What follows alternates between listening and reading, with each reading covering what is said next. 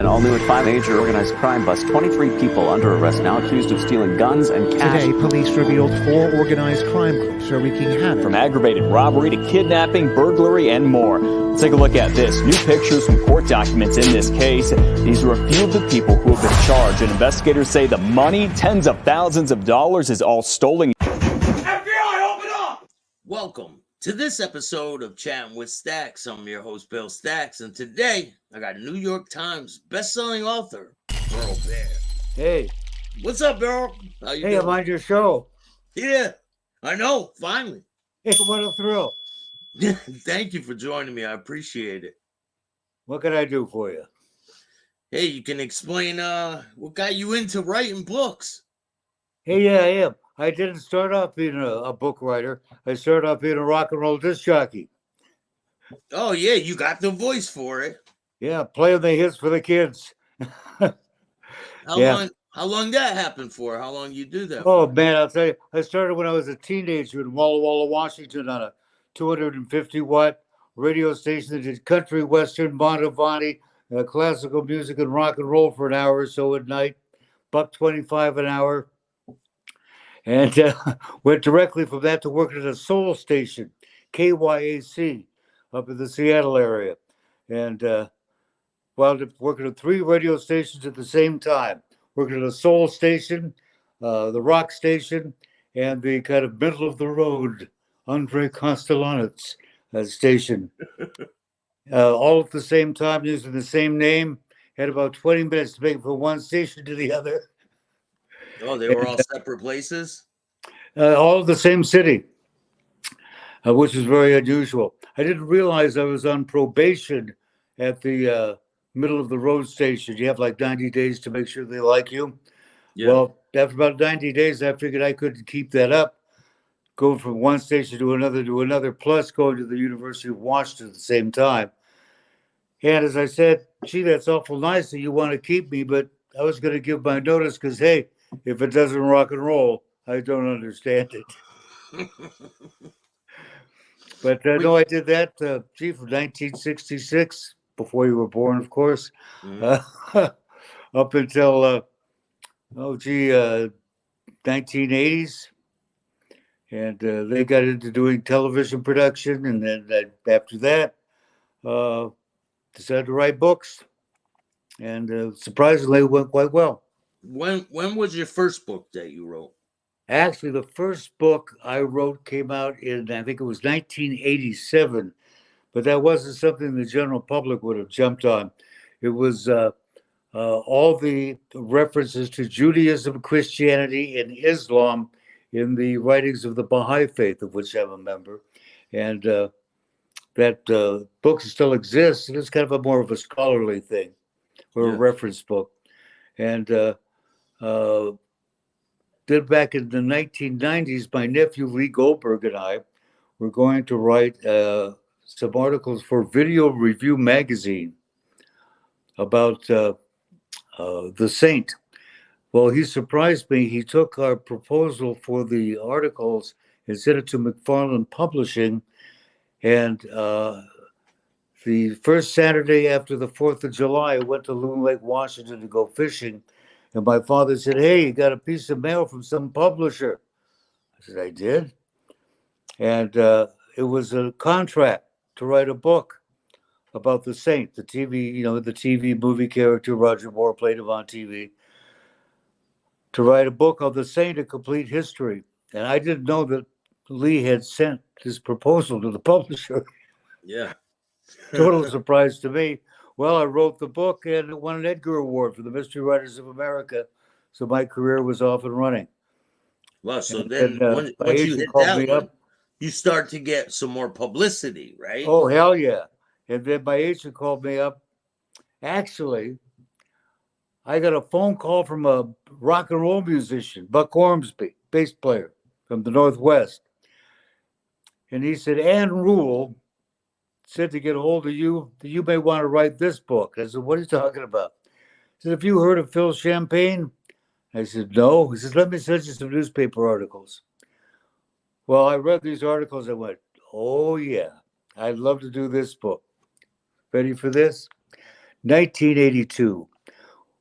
Oregon businessman Phil Champagne died in a tragic boating accident off Lopez Island, Washington.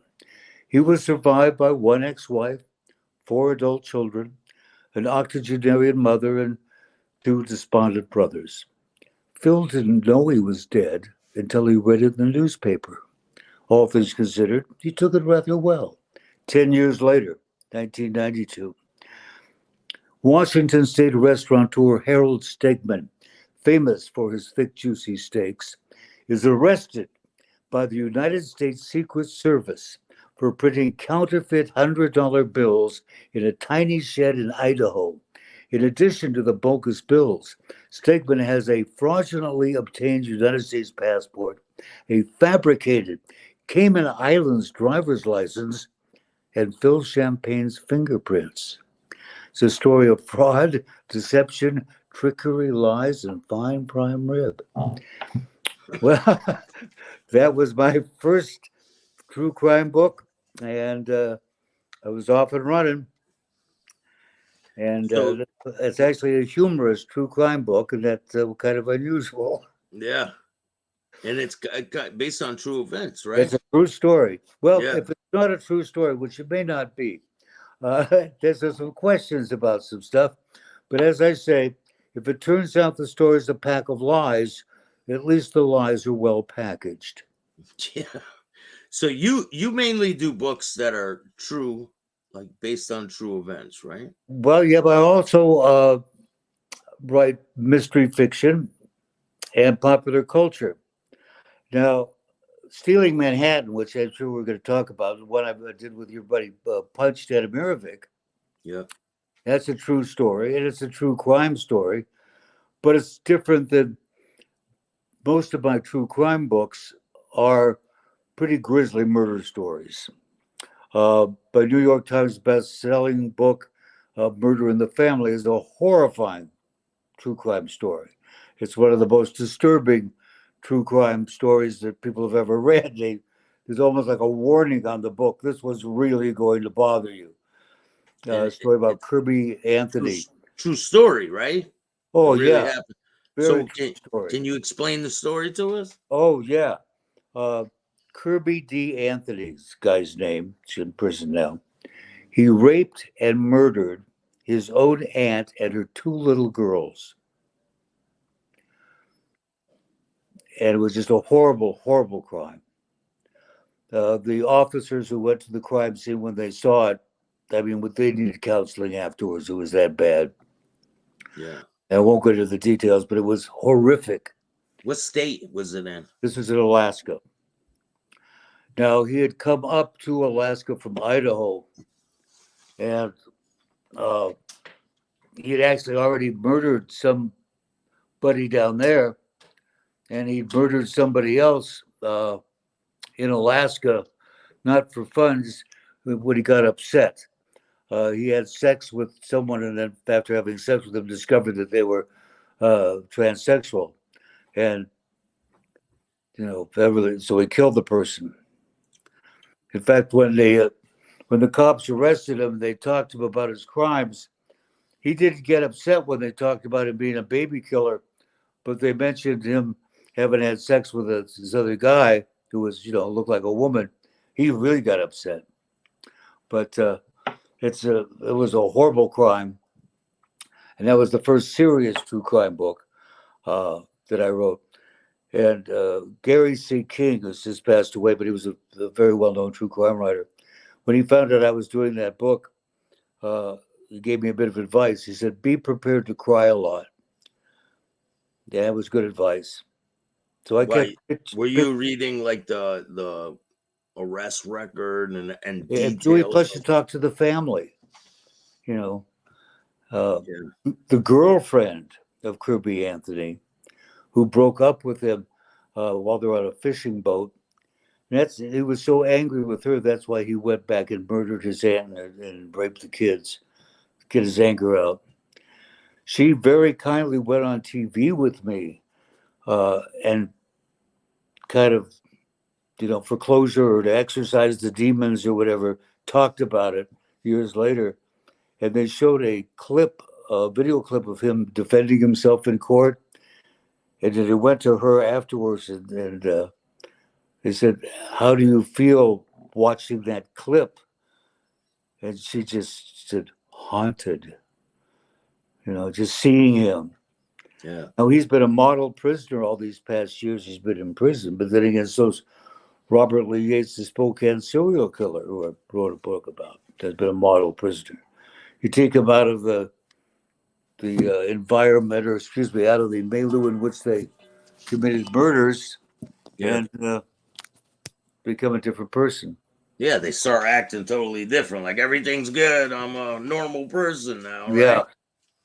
Have Yeah. you talked to any of these murderers? Yeah. Oh, yeah. I went to Texas and went to visit Rhonda Glover, who in my book Fatal Beauty, which I thought was going to be my easiest true crime book to write, and it turned out to be incredibly difficult. You just never know what's going to throw you for a loop. And that one did.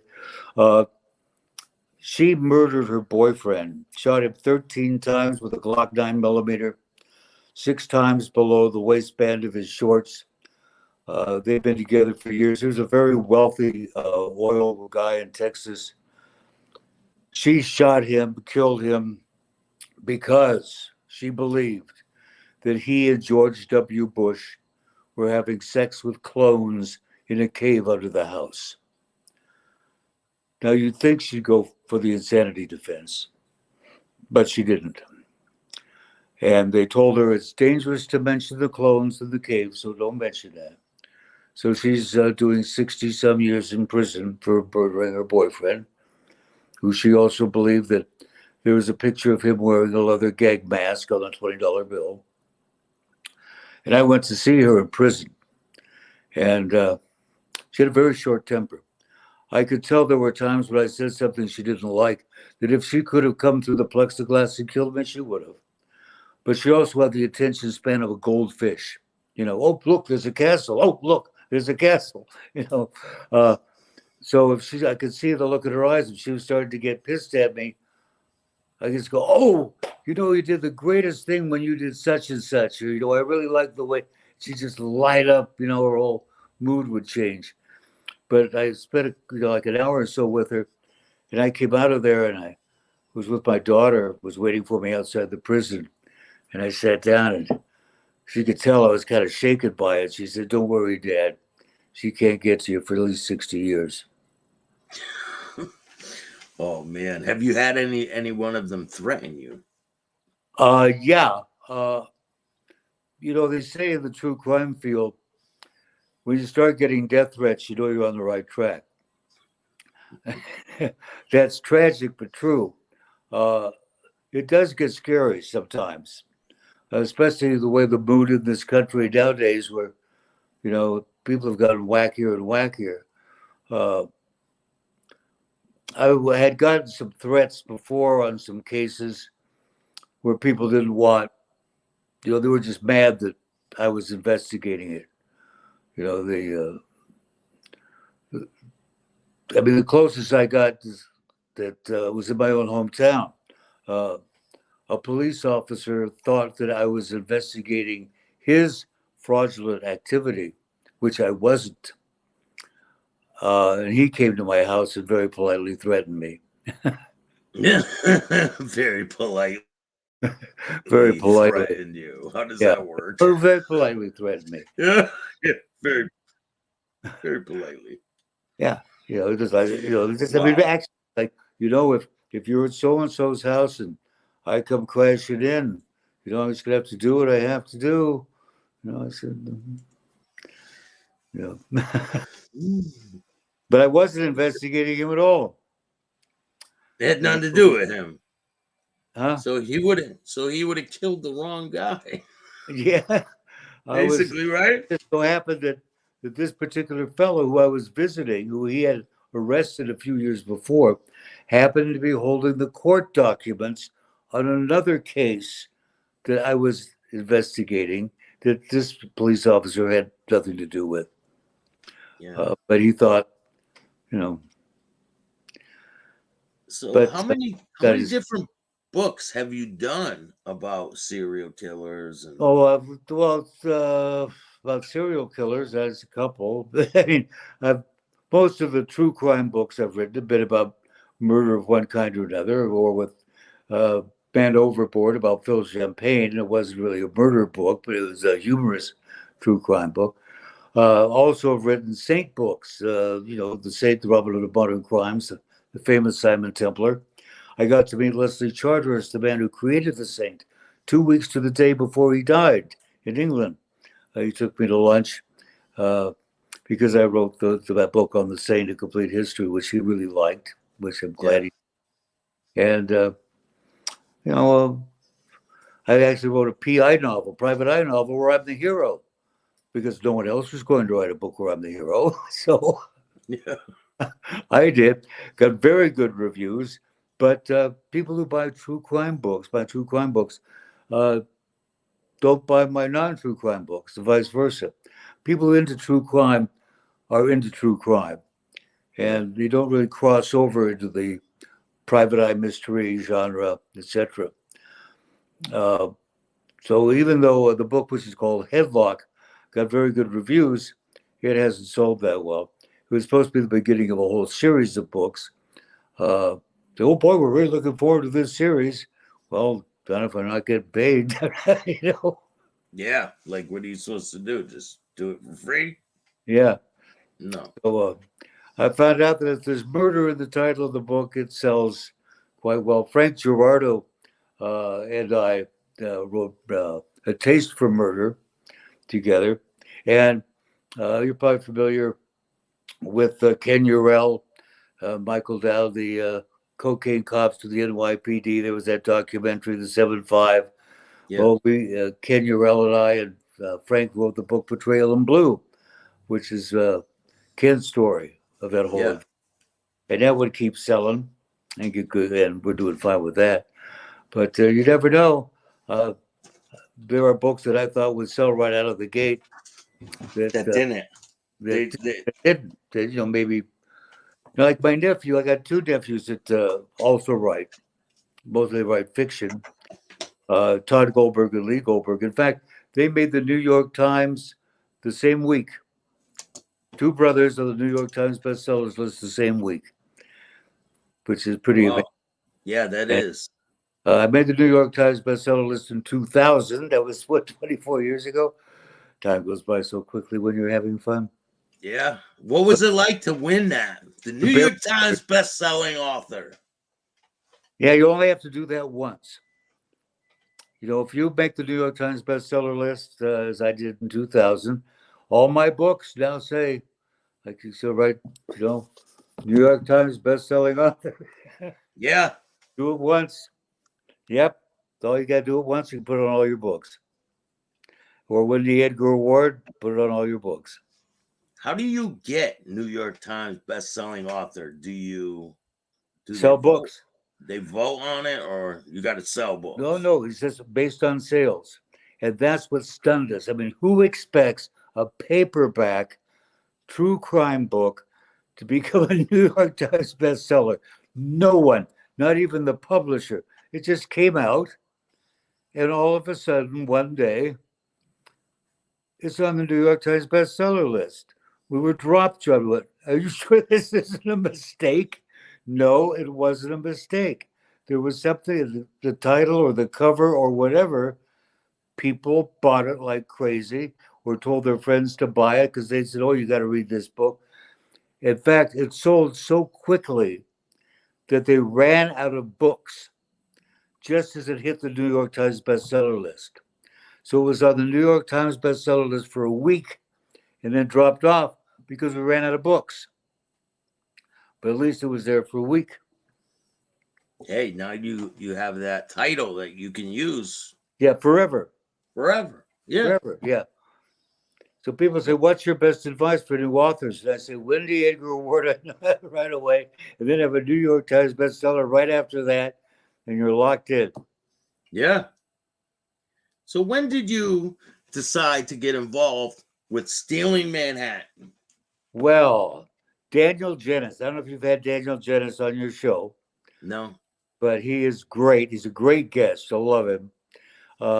He did 10 years in prison as the apologetic bandit in New York. He had a great job in the publishing world, but he developed a heroin habit, and then he ran out of money.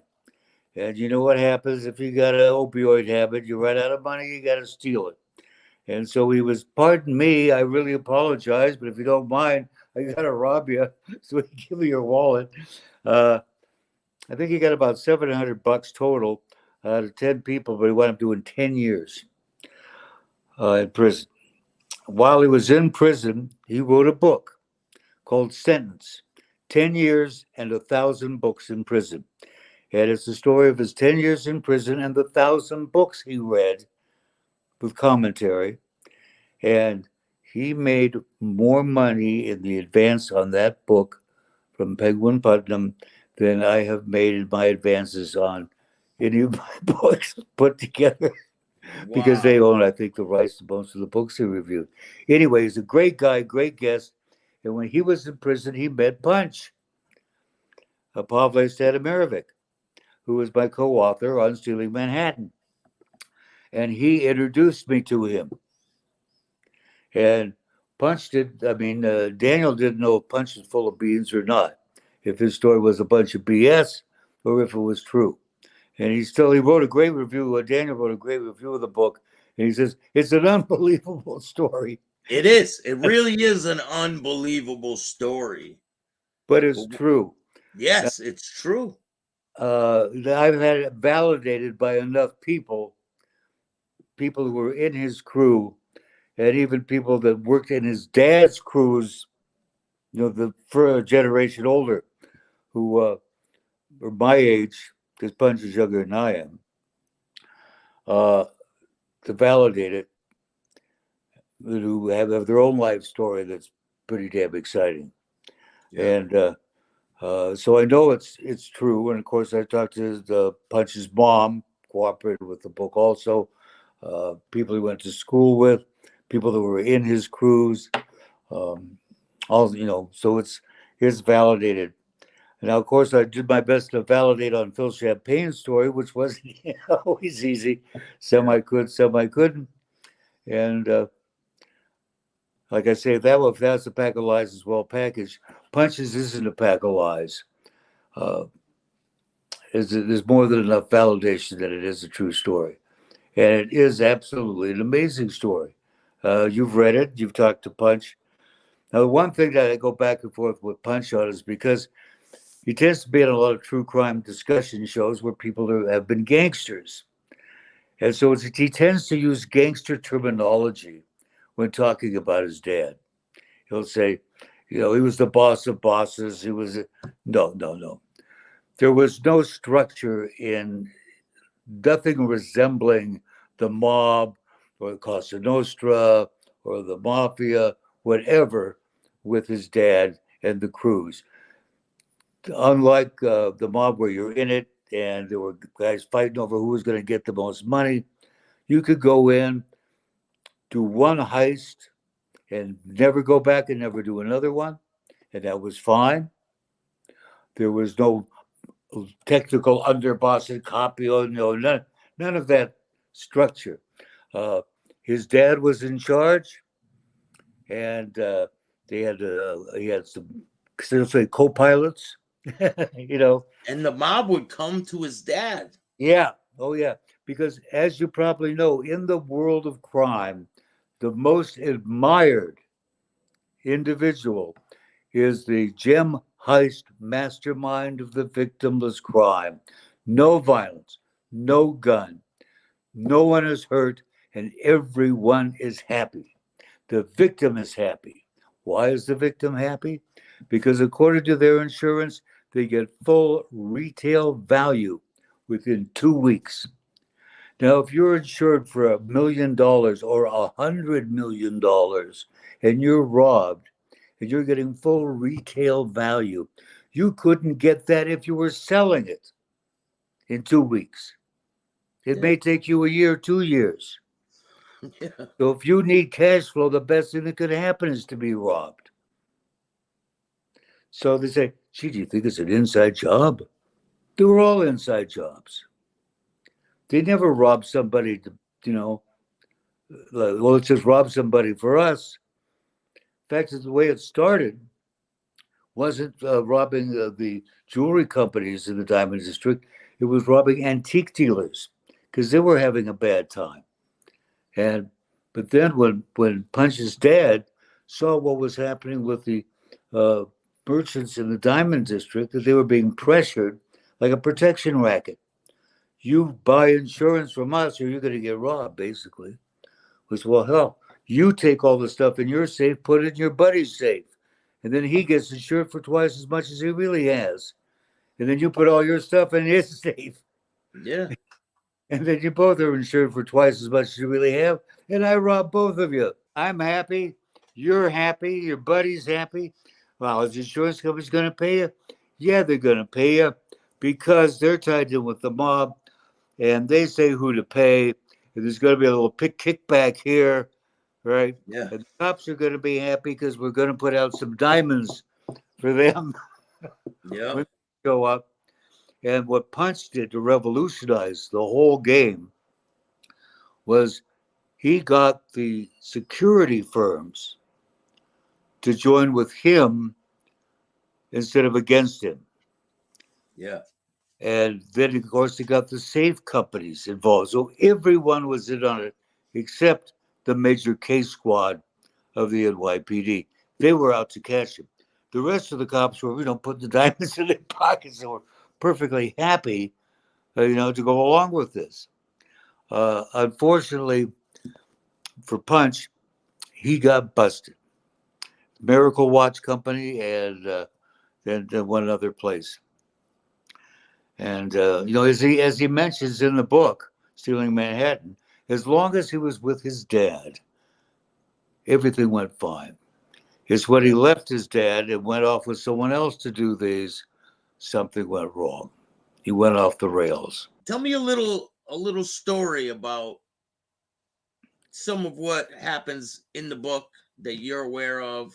Maybe a quick story out of. One of my favorite stories is Punch and his crew with his dad as the lookout goes into a jewelry place, like on the 15th floor or the 9th floor, whatever, of a building. And they get in there and they're going for the diamonds and the gold and stuff. And he keeps tripping over these canvas bags are in the way. And kicking the damn things and one thing and another. And finally they get about $13 million worth of diamonds, gold, and precious gems. They get those out. Turns out by 11 o'clock in the morning, the place is raided by the feds. And everyone in there is arrested for money laundering. Those canvas bags were filled with cash, millions of dollars in cash.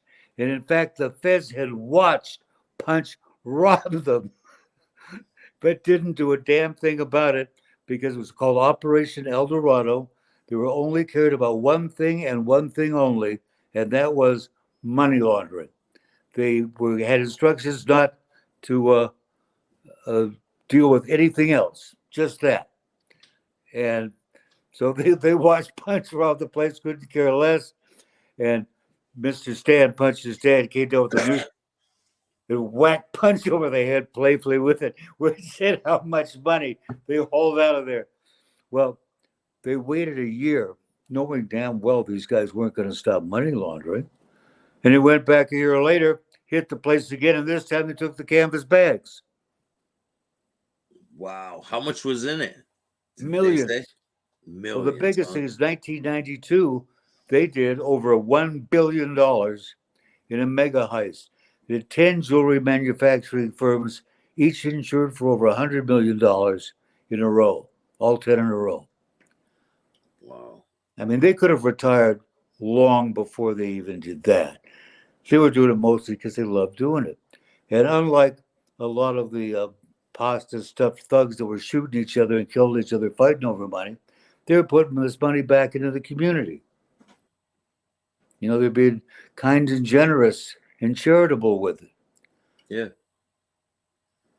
And they had a lot of ties to the mafia, the Italian mob, right? Yeah, they weren't members of it, but Mr. Stan had very good relations with John Gotti.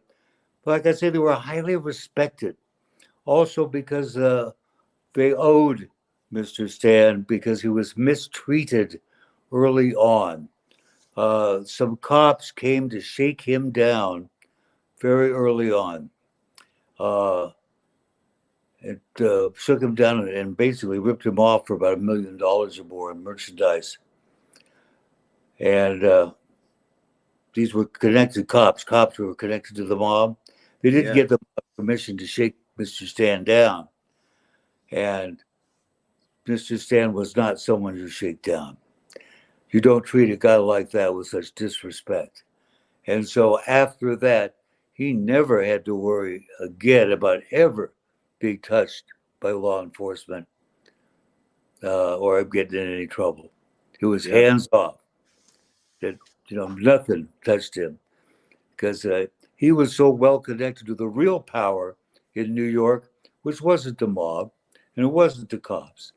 It's the old line families, the old, founding fathers, shall we say, of the city. Those are the real power brokers. And he was totally connected to the DuPonts, the Chryslers, those people who trusted him because he was so trustworthy and such a good man. He was trusted with the maintenance and taking care of all the best buildings and the museums and those places that they wanted to give him a building, right? Oh yeah, they were across from the big giant Rolex building across the street. Yeah, and he said, "I don't want it." Yeah, it's wild. Yeah, it would be worth tons of money today. Well, the thing I always ask about some of these organized crime guys with their millions of dollars is where the hell's the money? Where's the money? You don't have it. And you can't take it with him. You ever seen a Briggs truck follow anybody out to the graveyard? No. They don't have it now and they won't have it later. I'm glad they enjoyed it when they had it. But where is it? It's gone. Wouldn't we all like to know? Yeah. Where did it go? Where did mine go? I was really lucky. When I was 19 years old, which was like mid 1960s. I graduated high school in 1965. By 67, I was making $25 an hour. Now, look on your calculator. What's the equivalent today of $25 an hour? It's like over $1,000 an hour or something. Yeah, that's a lot of money back then. It was an incredible amount of money. My total overhead was $50 to a boarding house and $40 to a room I shared with my buddy Alan Goldblatt. And all the rest was just disposable income. And if there was a concert in LA I wanted to see it, fly down and see it. It was all legal. I was playing rock and roll on the radio, do a discotheque. Yeah. And I just kept making money. And I thought it was never going to stop. Yeah, usually you do. You think that. Yeah, and then here I am, as we say, an alta cocker. I'm in my 70s. I get Social Security. Go, gee, I wish I had the money I was making when I was 19. Hey, you still get residuals from all the books you wrote, right? Well, yeah, you get royalties, but they have to keep selling to get the money. Now, fortunately, Murder in the Family, it does keep selling. You have to, even since it came out in 2000, I still get money every month. The book around the Saint, maybe I get $12.50 every 4 months, something like that. Now, Punch and I have a deal with Matthew Berkowitz, who's a TV movie producer for the rights to Stealing Manhattan. And supposedly he's putting together a docuseries based on the book for the streaming services, and we'll make some money off of that if that all comes together. So we're kind of, Fingers crossed. But You people know, think, they read about a Michael Crichton or James Patterson or Stephen King making massive amounts of money. They figure, oh, all authors are making big bucks. But it's kind of like actors. The majority of people, the Screen Actors Guild or whatever, are out of work. yeah, they don't make as much money as a lot of people think. It's not No. like cash is piling in unless they're really good at marketing and they have other ventures going on. Yeah. They used to say with authors, don't quit your day job. And I don't have a day job anymore. uh, so we just see how it goes. Just keep writing books. That we want to do was the Stealing Manhattan that ends with a cliffhanger. It leads into Stealing Manhattan Volume 2. We haven't done Volume 2 yet because we're still waiting for Stealing Manhattan Volume 1 to make us some money to pay for Volume 2. Yeah. So if people out there watching right now, I'll put a link in the description of this video and you can check out Stealing Manhattan. Really, it's the untold story of America's billion-dollar gem heist masterminds. If you like heists, if you've ever seen any great heist movies, any great heist movie you've ever seen is based on the real-life heists done by Punch and his dad's crews. And they trained the Pink Panthers. Pink Panthers used to work for Punch and his dad. They weren't called the Pink Panthers then. They were just guys working for Punch that got kicked out of the country. So, yeah. Yeah, I've spoken to quite a few of them, and they confirm everything that he said. I was like shocked when I first heard the story. I was like, this can't be true. Oh, it is. It's amazing when Punch got busted the first time at the Miracle Watch Company. Now, who is he doing this with? And this guy didn't get busted at the time. Zoran Jasic. Now, what Zoran Jasic now is in prison? He's in prison for 30 years down in Peru for having ocean liners filled with cocaine going to Europe. Wow. One of the biggest international drug smuggling criminals on the planet was working with Punch, doing these heists. Crazy. In fact, Zoran used the alias Peter Stadimirovic. Oh, he did? Aliases. Wow. Yeah, no, they're good buddies. I haven't sent him a copy of the book, but maybe he needs to read it down there in Peru. Oh, you sent him one in prison? I haven't sent him one yet, but he'd probably get a kick out of reading it because his name's in there quite a bit. Yeah. But some of these guys went on to rather infamous careers. Punch spent his time in prison, and every time he got popped, like he said, it's because he didn't. He wasn't with his dad. He went off and did something. Okay. He was always kind of headstrong. His dad was a very smart individual. Brilliant. Never Man. spent a day in prison, right? Never. I talked to his next door neighbor when they lived in Long Island, whatever. Said, "Oh yeah, Mr. Stan was fascinating, man. What a brilliant fellow. He and Bronca, their little kid, lived next door. Used to love talking to Stan. He always had a unique perspective, and he always had some fascinating project he was working on." Now, I don't know if this fellow knew what else Stan did in his spare time, but I did have my publisher send him a copy of the book. Oh, you did. So he can see exactly what he was. See exactly what. Because it was, here was Stan and his lovely wife were, high society power couple. It was kind of like the Scarlet Pimpernel, Yeah. respected high society, and then in the nighttime, like the Mark of Zorro. Yeah. He's running off doing this Robin Hood type of stuff in the city. Mr. Stan really saw himself as the Robin Hood of modern crime, because he the ones he didn't do that were, with an inside job. Some he did to get people, and then he'd give that money to charity help out the disadvantaged. Did a lot of good charity work with the money that he took. And he said that in his memoirs or in communication I got. He saw himself kind of like the saint, Robin Yeah. Hood on crime. So, do you remember the story about Punch when he was doing one of these heists and there was a head in the backyard? Oh, well, the head being out the window, head being thrown out the window. Yeah, you want to explain that story? Oh, yeah, well, that was the second time he got busted. He and I think it was Jamie were doing this heist, and in the same building, there was this guy with his dad, and the guy went nuts. He chops the head off the parakeet, throws the parakeet's head out the window, chops the head off the cat, throws the cat's head out the window, cuts his father's head off, and throws his father's head out the window. Well, the cops, of course, don't take this lightly.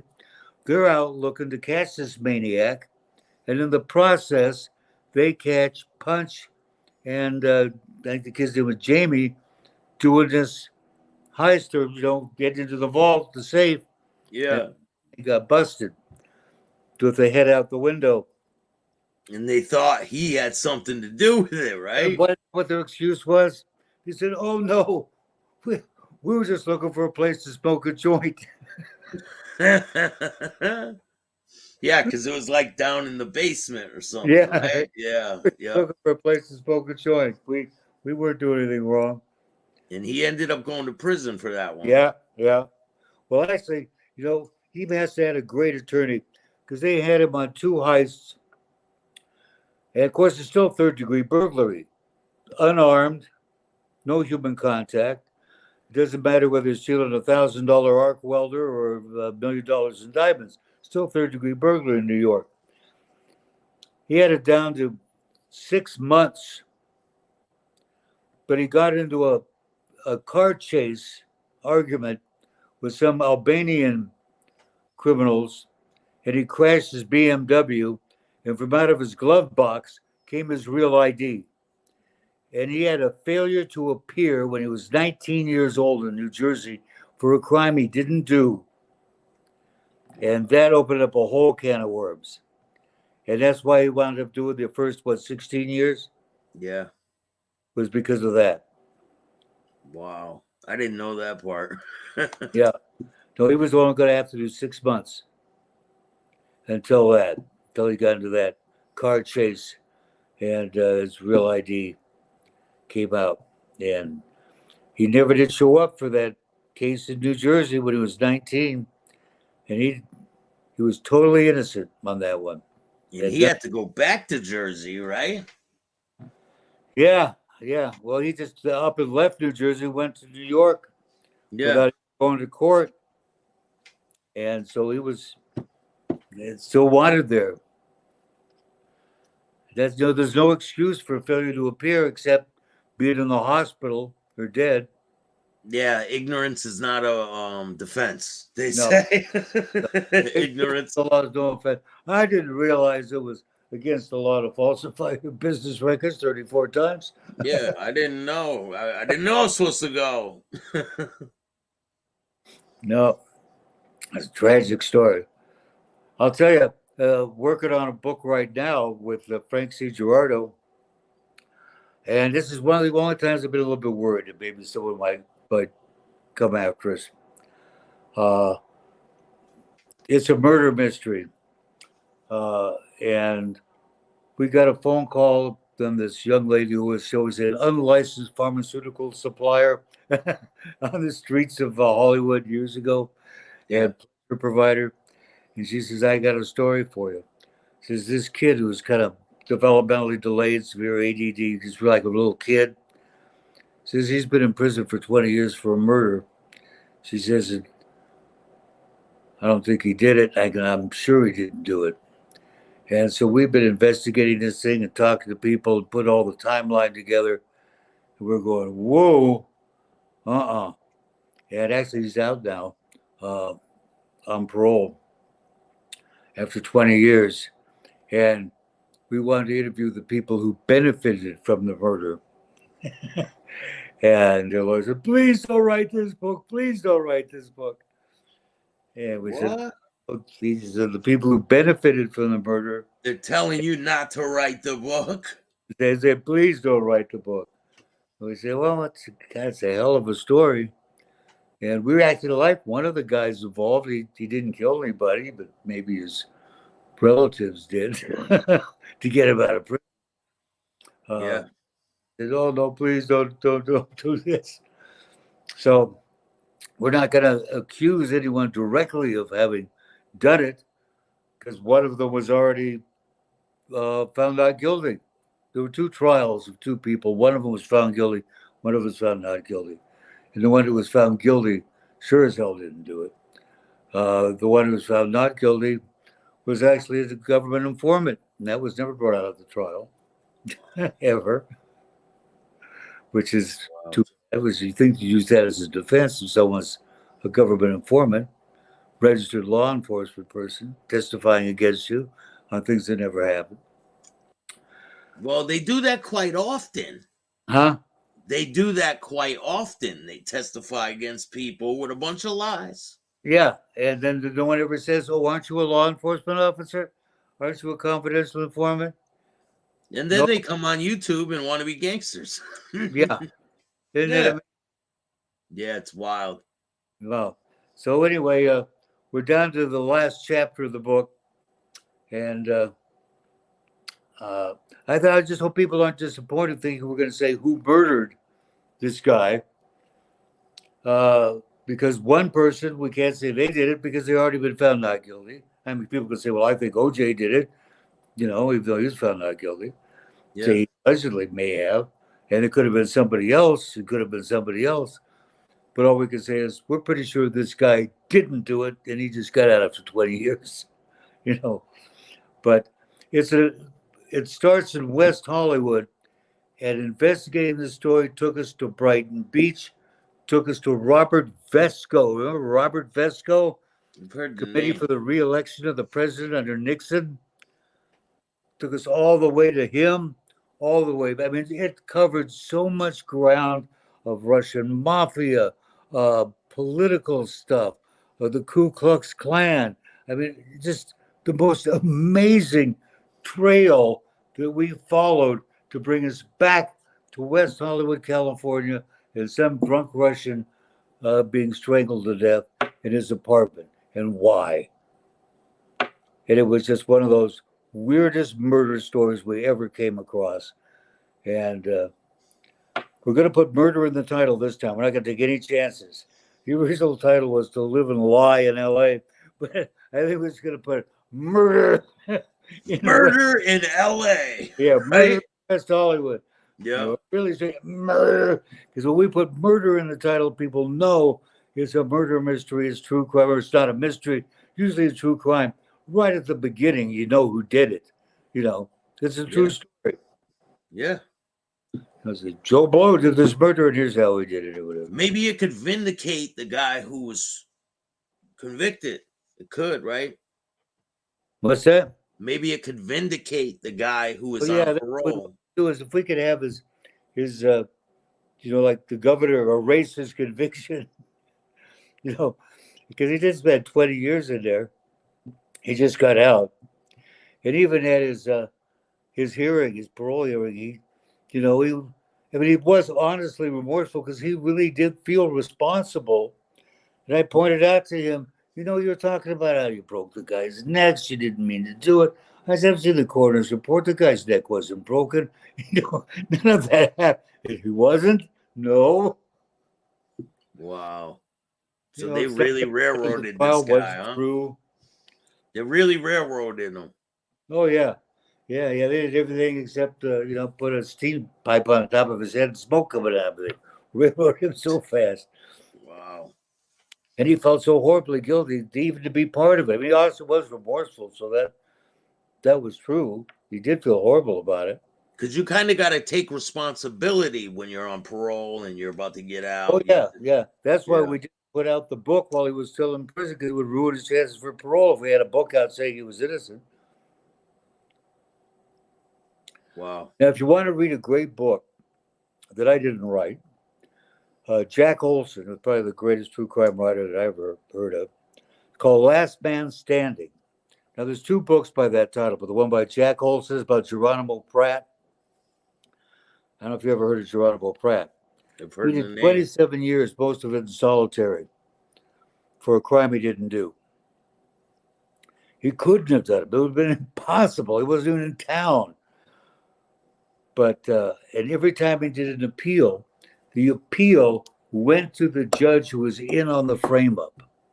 So finally, after X number of years, it went to a different judge who took one look at it and went, wait a minute, there's something wrong here. Sure enough, the FBI admitted they framed him. When they let him out, they paid him, I don't know what, $7 million or $16 million. But that doesn't make up for 27 years of your life, 24 of it in solitary. It doesn't. No amount of money. No amount of money. I mean, it's just tragic. But it's the most incredibly, I mean, Jack Olson was a brilliant writer. And it's incredibly well written, fascinating story, and just incredible. It's called Last Man Standing. It's one by Jack Olson. There's also a book by the same title by Alan Warren, which is also a good book, but it's not the same story. It's not the same book. Yeah. But I really recommend that one. So what's in store for the future for you, and where can people get this book? Stealing Manhattan. Get all my brilliant books, well, almost all my brilliant books, from Amazon, Barnes & Noble, all the Libris, any of those book places. And most of them are available in pocket books or hardback audio books. Audio, right? Yeah. Most of them are available. A lot of people like to read them on their Kindle. A lot of people like to listen to them, while they're driving down the highway. Yeah. Make it out. Do you narrate them? No, I did the introduction to Betrayal in Blue. So I did like maybe 1 chapter's worth. But those are long time projects to do an entire book. Yeah. But the guys who read them do a good job, Yeah. They really get it. We're gonna talk about me and you possibly working together on something. That'd be fun. Yeah, I got some good stories for you, and I think we can blow it out the park. And do you want to tell people about your radio show that where you Outlaw Radio? Yeah, True Crime Uncensored. It's a true crime internet radio show. We've been doing it for 16 years. It's also a podcast. So it's on Spotify, iTunes, every podcast outlet, Owltail and Podbeam, and all those. And there's even a few of them that are on YouTube that have been uploaded. In fact, the very first one I did with Punch is on YouTube, called Art of the Heist. If you type my name in on YouTube, it comes up with Daniel Jennis posted that. This is the very first show we do with Punch. But maybe I'll upload more of them to YouTube. They're not you should. The audio of the show. But like I say, doing it for 16 years, we got a hell of a lot of shows. And some of them have been lost to time, being as at outlawradio.com or Outlaw Radio Live, Outlaw Radio this, whatever they keep changing their name, had a whole archive that vanished when they changed the URL. Fortunately, copies of some of them. So there's about 300 shows that are 300? Over 300 shows that are up on Spotify, iTunes, whatever. That's awesome. Listen to of true crime shows that we did. My original co-host was a great attorney named Don Woltman, a brilliant man. I said he passed away. And then Howard Lapidus, manager of the Stars, we say, he was an entertainment manager. Helped create Ashley Madison. He recently managed Jimmy Fallon and a lot of these other guys, comedians. Yeah. And my manager as well. Now I don't have one, but he was getting me money for being on these true crime TV shows, which I appreciated. Used to do a lot of those Deadly Sins, Deadly Women, Scorned, Screwed, all those. Yeah, I gotta get an agent. I gotta work on all that. I really need I one. don't have an agent now, but I don't really require one because I'm well known enough now that I just say, hi, I'm Burl Barer. I got a book. You want it? They'll say, well, let's look at it and see. Either they do or they don't.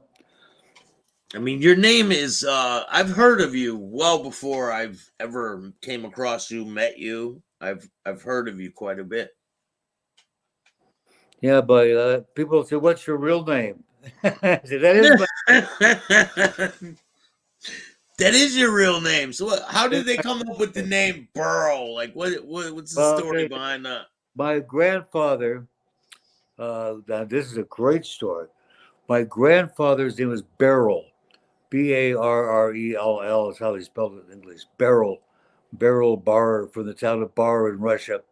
He escaped from Russia just prior to the revolution, actually quite a bit prior to the revolution, came to America, traveled all around, gold rush, etc., snuck back into Russia, fathered another child, escaped again, came to America, became a U.S. citizen, then went to Romania, had a money belt with $10,000 American in it, and he used that money to smuggle other Jews out of Russia at the time of the revolution because the Cossacks were coming in and killing the Jews and stuff. Typical fun day for them. And so he's smuggling and he's paying off the border guards to get his wife and kids out. So he's paid off these border guards in Romania for my grandmother and my dad and his brother and sister getting a rowboat. Well, the guards got drunk and decided to murder my grandmother and kill the kids, throw their bodies in the river, and keep the money. Fortunately, it's like a cleaning lady or something overheard the guards plotting this, ran down and said, go back, they're going to kill you, So the guy got to make great living from the rowboat. He's making the most money. He rows back. Well, it takes another 6 months for them to get across into Romania because my grandfather had to, they had to get them in safe houses and pay off people. Meanwhile, he gets picked up by the Romanian police. They get suspicious of him. He's been there all these months, stayed in a hotel.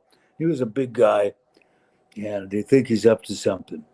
Well, they grab him, bring him down to the police station, and they find the money belt with the $10,000. Well, $10,000, even if it was only 9 at that time, you figure this is, 1915 or whatever, at the time of the revolution? Yeah. How much is that in American money worth relative to Romanian money? It was probably more than the gross national product of Romania. So they're counting it out, and it's just having their mind blown by how much money this is. Meanwhile, he's yelling, you can't do this to me. I'm an important American citizen. Well, he was an American citizen. He wasn't important, but he was an American citizen. So they got scared. They didn't want to get in trouble. Maybe this will be an international incident. So they gave him back almost all the money. They kept what to them was a large amount of money, $5 American, gave him back the rest. And so he steps out of the jail with all but $5 they kept, just as his wife and kids make it across, and he's reunited with them right there. Well, we lost Burl. But that was a great story. And make sure you guys go check out Stealing Manhattan on Amazon. A lot of great things to come in the future. I appreciate your time, Burl. Hit the link in the description. We'll see you guys next time. If you like this show, hit the like button, subscribe, hit the notification bell so you can get my videos every time they drop. And if you don't like this show, too bad. Start your own podcast.